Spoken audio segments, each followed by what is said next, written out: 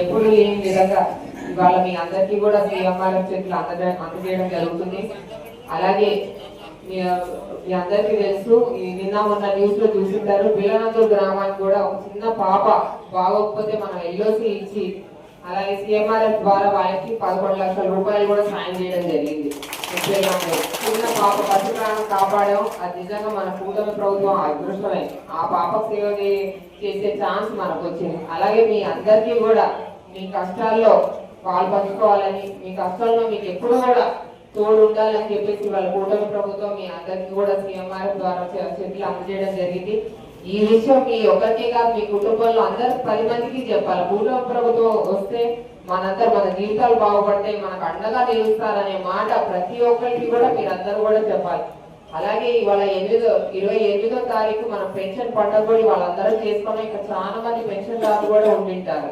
మీరందరూ 1వ తారీఖు ఆదివారం వచ్చిన మూలాన మనం ఒక రోజు ముందుగానే పెన్షన్లు కూడా అందజేయడం జరిగింది. మన తుని నియోజకవర్గానికి వస్తే తుని నియోజకవర్గంలోనే కేవలం 16 కోట్లు పెన్షన్ ద్వారా మనం అందిస్తున్నాం. 16 కోట్లు అంటే మామూలు విషయం కాదు.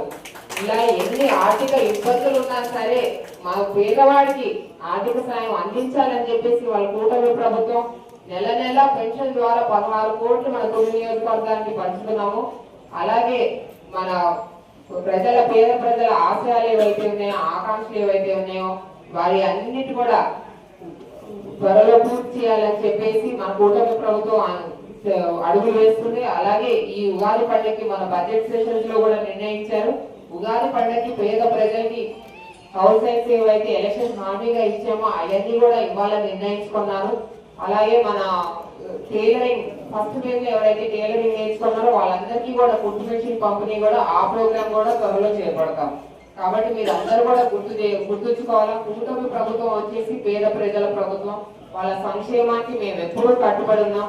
ఇలాగా మీరు అందరూ కూడా ఆదరిస్తే ఇంకా ఇప్పటికే మీ అందరికీ తెలుసు, మీ గ్రామాల్లో కూడా రోడ్లు బాగా పడుతున్నాయి.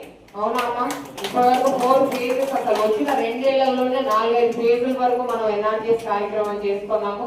రోడ్లు బాగా పడుతున్నాయి. అలాగే వచ్చే దాంట్లో కూడా మనం ట్రైన్స్ కూడా టేకప్ చేసుకుంటాం.